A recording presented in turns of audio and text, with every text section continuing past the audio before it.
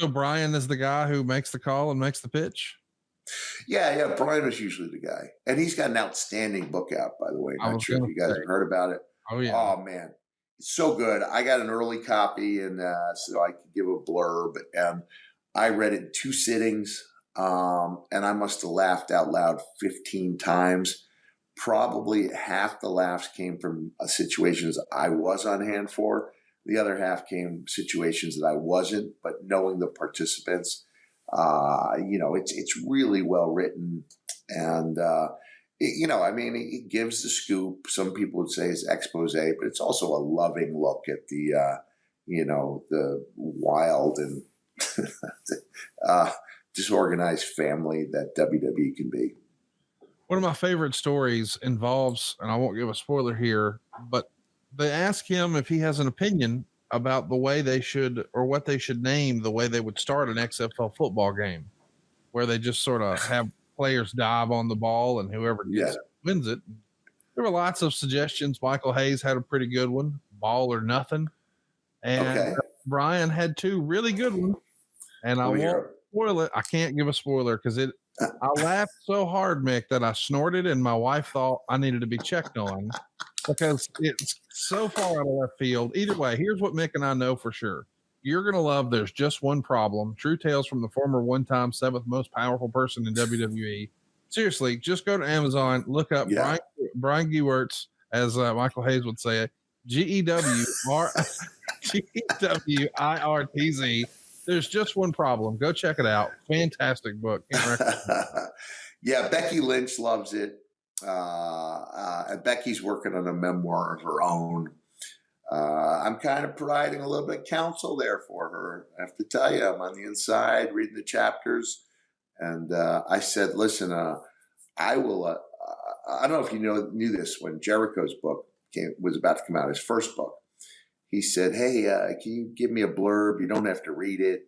His first book came out, 7, 8 years ago? Something like that. I can't remember. Yeah, it's been a while. I said, well, Chris, going to personal pride, I won't blurb something I haven't read. So I start reading it and I realize, oh man, he's got something good here, but it could be better. And I said, hey, Chris, you want, I can go over some of this. I've got some suggestions. So over the course of about 9 hours, and you can check with him, we went over every single page, and I probably had 200 suggestions. And it wasn't like I was trying to turn it into my book. It was just like, okay, now that you're taking us to Owen's memorial service, now is probably not the time for that, not defacing, but help me out with the word here I'm looking for. Some kind, the joke. Self-deprecating humor. Yeah, self-deprecating humor. Yeah. And little things like when a hockey enforcer catches Chris kind of looking at his bag on a flight and threatens to beat him up.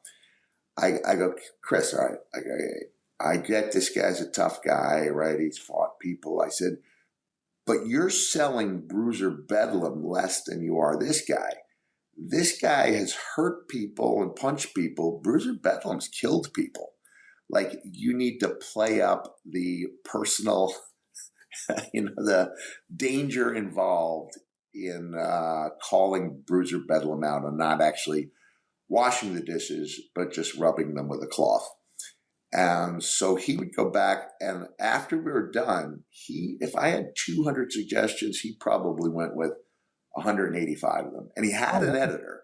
And the editor goes, hey, I just know, she didn't want to say, hey, you did a great job. She thanked me. She said, oh, I just thought that's the way he wanted to come across. And I said, I rarely drop the F-bombs, right? Right. But when he told me a story about approaching Dynamite Kid in a bar in Edmonton, he comes up, and Chris is probably 10, 12 years old. He got a piece of paper, and Dynamite looks at him and goes, don't even fucking think about it. And Chris goes running out of the bar.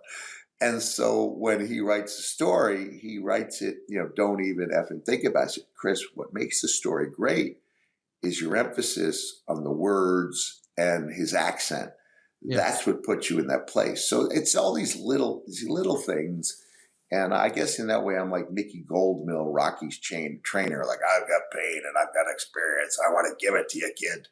And if I can help make someone's book better, not make it my book, but just make it better through what I've learned, then I'll do that. So I'm going to be on Team Becky, and I will. She's really open to suggestions, and I really love the idea of helping a friend. Because my memoir is about as personal a project as you could possibly have. You're putting your life story out there. People are not receptive to it. You take that stuff personally. And so I want it to be the best it can be. And the 8 or 9 chapters I've read are really good. She's just at a point where she's questioning herself. And I said,